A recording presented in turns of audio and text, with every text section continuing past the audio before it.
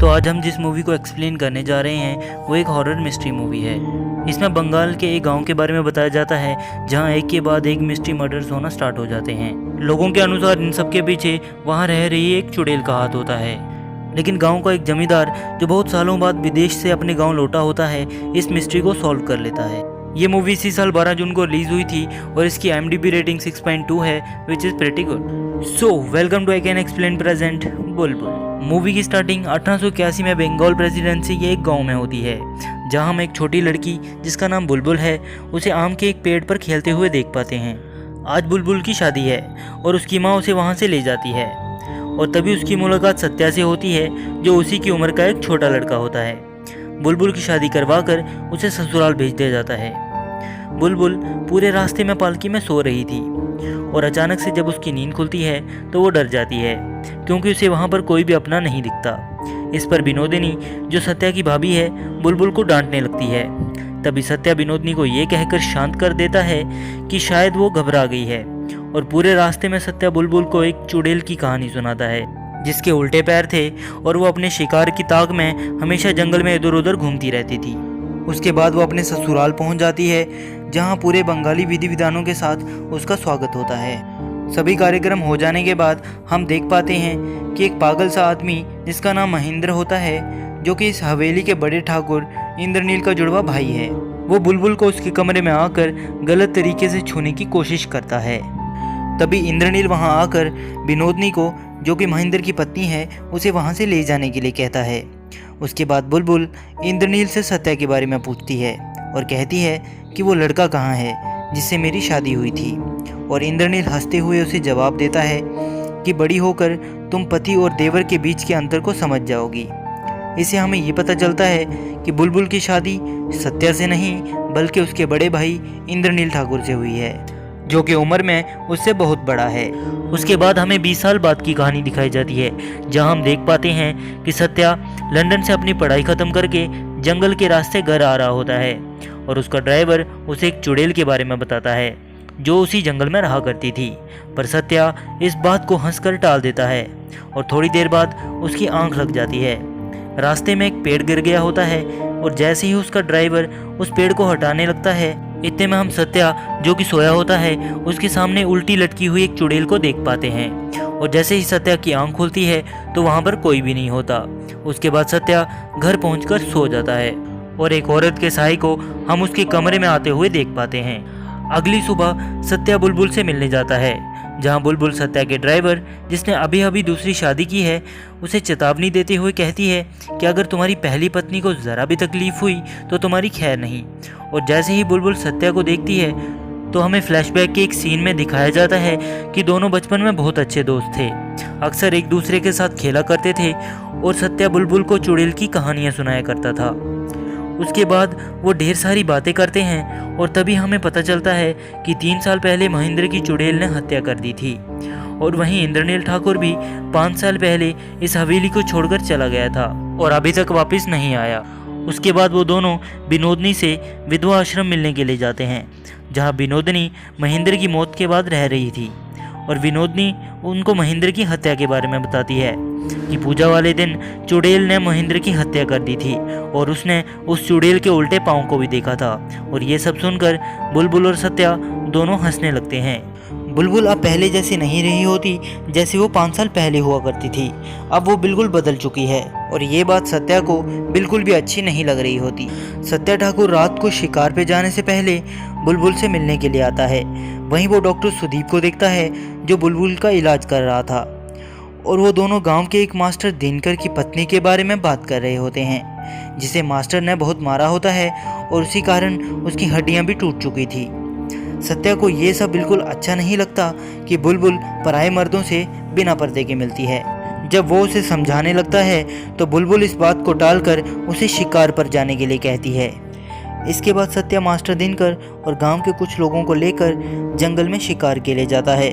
जंगल में ज़्यादा कोहरे की वजह से मास्टर उन सभी लोगों से अलग हो जाता है और तभी मास्टर पर वो चुड़ैल हमला कर देती है और उसके चिल्लाने की आवाज़ सुनकर डॉक्टर सुदीप एक खंडर के पास पहुंचता है जहां वो उस चुड़ैल को दूर से देख पाता है। तभी सत्या ठाकुर भी वहां पहुंच जाता है। इतने में एक और आवाज़ आती है और वो दोनों तेजी से भागते हुए उस जगह पर पहुंच जाते हैं जहां मास्टर दिनकर की लाश लटक रही थी।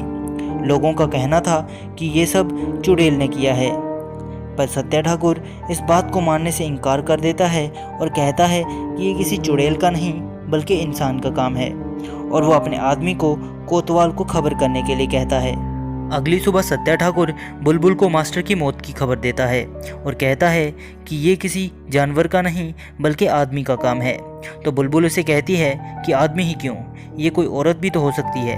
और तभी हम देखते हैं कि सत्या विनोदनी को महेंद्र की बरसी के लिए और बुलबुल का ध्यान रखने के लिए आश्रम से घर बुला लेता है। उसके बाद फ्लैशबैक की एक सीन में हमें पता चलता है कि बुलबुल सत्या को पसंद करती थी और ये बात विनोदनी भी जानती थी। और प्रेजेंट सीन में मास्टर के घर पर उसके अंतिम संस्कार की तैयारी चल रही होती है। तभी सत्या ठाकुर कोतवाल से पूछता है कि गांव में इतने खून होने के बाद भी कोई पकड़ा क्यों नहीं गया। तो कोतवाल उसे कहता है कि कानून सबूत मांगता है और बिना सबूतों के वो कुछ भी नहीं कर सकता। उसके बाद सत्या ठाकुर उसी जगह पर पहुंच जाता है जहां मास्टर की लाश लटक रही थी और थोड़ी देर बाद चलते चलते वो उसी खंडर के पास पहुंच जाता है जहां उसने उस रात डॉक्टर सुदीप को देखा था। वहां उसे खून से लथपथ किसी के हाथों के निशान दिखते हैं और उसका सारा का सारा शक डॉक्टर सुदीप की ओर चला जाता है। घर आकर सत्या ठाकुर विनोदनी से डॉक्टर सुदीप के बारे में पूछता है और वो बताती है कि इंद्रनील ठाकुर उसे बुलबुल के इलाज के लिए लाए थे। फिर बुलबुल को देखते ही वो दोनों बात करना बंद कर देते हैं। उसके बाद हमें एक और फ्लैशबैक का सीन दिखाया जाता है जहां विनोदनी सत्या ठाकुर के लिए रिश्ता लाई होती है और ये बात सुनकर बुलबुल थोड़ी परेशान सी हो जाती है। अगले दिन बुलबुल सत्या को उसके रिश्ते के बारे में बताती है जो विनोदनी उसके लिए लाई थी और सत्या शादी करने से मना करते हुए ये कहता है कि अगर उसके साथ किसी ने जोर जबरदस्ती की तो वो सन्यासी बन जाएगा। अगले ही सीन में विनोदनी इंद्रनील ठाकुर के कान भरते हुए दिखाई जाती है और इंद्रनील को भी सत्या और बुलबुल पर शक होने लगता है। उन दोनों में बढ़ती नज़दीकियों को देखकर इंद्रनील सत्या को उसकी वकालत की पढ़ाई के लिए लंदन भेजने का फैसला करता है, जिसे सुनकर सत्या काफ़ी खुश था और वहीं बुलबुल ये सब सुनकर काफ़ी उदास हो जाती है। रात को सत्या बुलबुल को किताब देने आता है जिस पर वो दोनों कहानी लिख रहे थे। तभी बुलबुल इनडायरेक्टली उसे लंदन नहीं जाने के लिए कहती है, पर सत्या जाना चाहता था इसीलिए वो उसकी बात नहीं मानता। और ये सब से हमें इतना ज़रूर पता चल जाता है कि उन दोनों में सिर्फ बुलबुल ही थी जो सत्या को पसंद करती थी, पर सत्या के मन में बुलबुल के लिए ऐसा कुछ भी नहीं होता और उन दोनों को इंद्रनील ठाकुर ये सब बातें करते हुए देख लेता है। अगले दिन इंद्रनील बुलबुल को ये बताता है कि वो और सत्या कोर्ट के कागज़ बनवाने के लिए कलकत्ते जा रहे हैं और इंद्रनील सत्या को वहीं से लंदन भेज देता है। और कुछ दिन बाद जब इंद्रनील सत्या के बिना घर पहुंचता है तो ये देखकर बुलबुल टूट जाती है और अपनी सारी किताबों को और पर्सनल डायरीज को जला देती है, जिस पर वो और सत्या दोनों मिलकर अक्सर कहानियाँ लिखा करते थे। इंद्रनील कमरे में आता है और कागज़ के एक जले हुए टुकड़े पर सत्या और बुलबुल का नाम एक साथ देखकर गुस्से में आग बबूला हो जाता है और चिमनी के पास पड़ी हुई रॉड उठाकर उस कमरे में जाता है जहां बुलबुल एक टब में बिना कपड़ों के बैठी होती है। वो उसके बालों को खींचकर उसे ज़मीन पर गिरा देता है और उस लोहे की रॉड से उसके पैरों पर तब तक मारता है जब तक कि वो थका नहीं।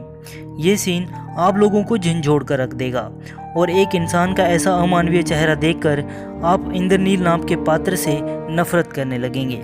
और साथ ही में ये सीन उन अत्याचारों को भी सिंबलाइज करता है जो औरतों के साथ हमारे देश में बहुत सालों से होते आ रहे हैं। अगले ही सीन में हम डॉक्टर सुदीप को बुलबुल के टांके लगाते हुए और उसको पट्टियाँ करते हुए देख पाते हैं। साथ ही इंद्रनील ठाकुर विनोदनी से ये कहता है कि उसके लिए अब यहाँ कुछ नहीं बचा और वो हमेशा के लिए कलकत्ते जा रहा है। तभी डॉक्टर सुदीप बाहर आता है और बुलबुल की इस हालत के बारे में पूछता है तो इंद्रनील उसे बताता है कि वो सीढ़ियों से गिरने के कारण उसका ऐसा हाल हुआ है। उसके बाद इंद्रनील विनोदनी को डॉक्टर सुदीप को उसकी फीस देने के लिए कहता है और घर छोड़कर चला जाता है। और वहीं दूसरी तरफ बुलबुल अपने पैरों की ऐसी हालत देखकर रो रही होती है और बहुत ही ज़्यादा हेल्पलेस फील करती है। अब मूवी को प्रेजेंट में शिफ्ट कर दिया जाता है जहां सुबह सुबह कोतवाल हवेली में आकर सत्या ठाकुर को गांव में हुए एक और खून के बारे में बताता है। उस खून की गवाह एक छोटी सी लड़की होती है जिसका कहना था कि उस आदमी को काली माँ ने मारा है। जब सत्या ठाकुर उस लड़की से मिलने के लिए कहता है तो उसे पता चलता है कि डॉक्टर सुदीप ने उसे नींद की गोली देकर सुला दिया है। उसी रात बुलबुल डॉक्टर सुदीप के घर उससे मिलने के लिए जाती है और उसे ये बताती है कि सत्या ठाकुर को तुम पर शक है। इन्वेस्टिगेशन के दौरान सत्या ठाकुर ये पाता है कि गांव में जितने भी खून हुए कहीं ना कहीं उन सभी का लिंक डॉक्टर सुदीप से है और इससे अब उसका शक यकीन में बदल गया होता है। एक रात वो बुलबुल को डॉक्टर सुदीप से दूर रहने के लिए कहता है। वहीं बुलबुल उसे हंसते हुए कहती है कि तुम डॉक्टर सुदीप से जलते हो इसलिए ये सब कह रहे हो। सत्या उसे उसका नाम ना लेने के लिए कहता है, लेकिन उसके मना करने के बाद भी वो बार बार सुदीप का नाम अपने मुंह से लेती है, जिससे सत्या और भी ज़्यादा चिढ़ जाता है और उसे बताता है कि उसने इंद्रनील को ये सब के बारे में चिट्ठी लिख दी है और शायद अब बुलबुल को उसके मायके भेज दिया जाए, क्योंकि ये सब जानने के बाद इंद्रनील उसे नहीं अपनाएगा। उसके बाद बुलबुल सत्या को टोंट मारते हुए कहती है कि तुम सब एक जैसे हो। तभी मूवी फिर से फ्लैशबैक में जाती है, जहां हम देख पाते हैं कि महेंद्र बुलबुल के कमरे में आकर उसके मना करने के बाद भी उसका रेप कर देता है। बुलबुल उसे रोक नहीं पाती क्योंकि उसके पैर अभी भी ठीक नहीं हुए होते। उसके बाद बुलबुल बेहोश हो जाती है और महेंद्र वहां से डरकर भाग जाता है क्योंकि उसे लगता है कि शायद बुलबुल मर चुकी है। तभी चांद का रंग अचानक से लाल हो जाता है और साथ ही काली माँ की मूर्ति को भी दिखाया जाता है और ऐसा फील होता है कि मानो कोई स्पिरिचुअल पावर बुलबुल के अंदर आ गई हो और होश में आकर बुलबुल ज़ोर ज़ोर से चीखने लगती है। उसके चीखने की आवाज़ सुनकर विनोदनी उसके कमरे में आती है, उसके बॉडी के साथ लगे हुए खून को साफ करती है और उसे नए कपड़े पहनाकर किसी को भी इस सब के बारे में ना बताने के लिए कहती है और वहाँ से चली जाती है। तभी डॉक्टर सुदीप कमरे में आता है और खून देखकर सब समझ जाता है। जब वो उससे उस आदमी का नाम पूछता है तो वो उसे अपने काम से काम रखने के लिए कहती है और अब बुलबुल थोड़ी बदली बदली सी लग रही थी। उसके बाद सीन प्रेजेंट में शिफ्ट होता है। आज हवेली में महेंद्र की बरसी की पूजा रखी गई है। पूजा में सत्या के ड्राइवर का बेटा आता है और रोते हुए बुलबुल को अपने साथ चलने के लिए कहता है और पैरेलल सीन में हम देख पाते हैं कि डॉक्टर सुदीप अपना सामान पैक करके कहीं जा रहा होता है और तभी वहां सत्या ठाकुर आकर उसे अरेस्ट करके कलकत्ते कोर्ट में पेश करने के लिए ले जाता है। और वहीं दूसरी तरफ वो लड़का बुलबुल को बताता है कि कल रात को उसके बाप ने उसकी दूसरी बीवी के कहने पर उसकी माँ को घर से बाहर निकाल दिया था और उसके बाद उसकी माँ ने सुसाइड कर लिया होता है।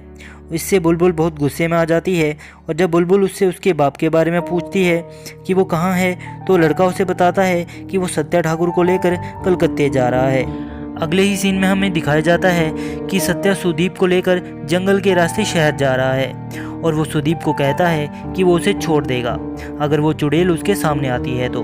तभी उसकी गाड़ी अचानक से रुक जाती है। सत्या बाहर निकलकर देखता है कि उसके ड्राइवर को किसी ने मार दिया है। उसके बाद वो चुड़ैल सत्या के सामने आ जाती है। कोहरा होने के कारण सत्या उसे ढंग से देख नहीं पाता और तभी सत्या उस पर गोली चला देता है। अचानक से वो गायब हो जाती है। उसका पीछा करते करते सत्या जंगल में आगे चला जाता है। थोड़ी देर के बाद डॉक्टर सुदीप गाड़ी से बाहर निकलता है तो हमें बुलबुल उल्टे पैरों के साथ एक पेड़ पर दिखाई देती है और हमें पता चलता है कि चुड़ैल कोई और नहीं बल्कि बुलबुल ही थी और जिसका पता डॉक्टर सुदीप को पहले से ही था। तभी फ्लैशबैक के एक सीन में दिखाया जाता है कि बुलबुल के पैर इस तरह खराब हो चुके थे कि वो कभी ठीक ही नहीं हुए। उसके पैरों को सीधा रखने के लिए डॉक्टर ने खास तरह के जूते बनवाए होते हैं जो कि अक्सर बुलबुल पहना करती थी और उन जूतों के बिना उसके पैर मुड़ जाया करते थे। तभी हम देखते हैं कि गोली लगने की वजह से उसकी कमर से खून निकल रहा होता है। सत्या ठाकुर सुदीप के पास आता है, तब तक वो वहाँ से चली गई होती है और कहता है कि उसने चुड़ैल को देखा है और अब तुम आज़ाद हो। डॉक्टर सुदीप उसे हवेली जाने के लिए कहता है, लेकिन सत्या मना करते हुए कहता है कि आज वो उस चुड़ैल का शिकार करके ही घर जाएगा। डॉक्टर सत्या को रोकने की पूरी कोशिश करता है। तभी दोनों में झड़प हो जाती है और गलती से सत्या की मशाल से जंगल में आग लगना स्टार्ट हो जाती है। ये सब बुलबुल दूर पेड़ पर खड़े होकर देख रही होती है। तभी सत्या डॉक्टर सुदीप से पूछता है कि तुम उस चुड़ैल को क्यों बचाना चाहते हो, तो उसे कहता है कि वो चुड़ैल नहीं देवी है। जंगल में बहुत घने पेड़ होते हैं और इन्हीं पेड़ों को सहारा बनाकर वो आग से बचने के लिए एक पेड़ से दूसरी पेड़ पर भाग रही होती है। तभी हमें दिखाया जाता है कि गांव में जितने भी खून हुए थे वो सब बुलबुल नहीं किए थे, क्योंकि उन सभी ने औरतों के साथ गलत किया होता है और उनका फ़ायदा उठाया होता है, जिसका बदला बुलबुल रात को चुड़ैल बनने के बाद उनको मार कर लेती थी। साथ ही पूजा के दिन महेंद्र को भी उसी ने मारा होता है और उसके उल्टे पाँव के निशान देखकर विनोदनी को ये लगता था कि उसे किसी चुड़ैल ने मारा है। अब हम देख पाते हैं कि बुलबुल जंगल में फैली आग से पूरी तरह घिरने के बाद भी अपनी जान बचाने की भरपूर कोशिश कर रही होती है और डॉक्टर सुदीप उसे ढूंढने के लिए ज़ोर ज़ोर से बड़ी बहू कहकर आवाज़ लगाता है। और जब सत्या ये सुनता है तो उसके दिमाग में वो सब चीज़ें आने लगती हैं जिससे उसे पता चलता है कि वो चुड़ैल कोई और नहीं बल्कि बुलबुल ही है। ये रियलाइज़ होने के बाद वो पूरी तरह से टूट जाता है और ज़ोर ज़ोर से रोने लगता है क्योंकि उसने जंगल में आग लगाकर बहुत बड़ी गलती कर दी होती है। उसके बाद बुलबुल को हम एक पेड़ पर बैठा देख पाते हैं और देखते ही देखते पूरे जंगल के साथ वो भी जलकर वहीं मर जाती है। और 1 साल के बाद हम देख पाते हैं कि इंद्रनील ठाकुर उस हवेली में आया होता है, लेकिन सत्या वो हवेली छोड़कर जा चुका था और उसने अपने बड़े भाई के लिए एक खत छोड़ा होता है जिसमें उसने लिखा था कि बचपन से ही वो इंद्रनील की तरह बनना चाहता था, लेकिन अब ऐसा नहीं है, वो उसकी तरह नहीं बनेगा क्योंकि उसे इस बात का गिल्ट होता है कि उसने अपने भाइयों की तरह बुलबुल को बहुत कष्ट दिए हैं और उन्हीं की वजह से उसकी मौत हुई थी। फिर एक रात इंद्रनील सोया होता है तो उसे किसी की आवाज़ सुनाई देती है। जब वो देखने के लिए उठता है तो उसे बुलबुल की आत्मा उस कमरे में दिखाई देती है जो कि उससे बदला लेने आई होती है, जिसे देखकर वो काफ़ी ज़्यादा डर जाता है। और इसी के साथ ये मूवी यहीं पर समाप्त हो जाती है। होप आपको ये वीडियो पसंद आई है। अगर आपको वीडियो पसंद आई है तो लाइक करें, शेयर करें और हाँ, सब्सक्राइब करना ना भूलें इस चैनल को, ताकि आने वाली नई वीडियोज़ आपको आसानी से मिलती रहें। अब मिलते हैं नेक्स्ट वीडियो में। Till then, good bye.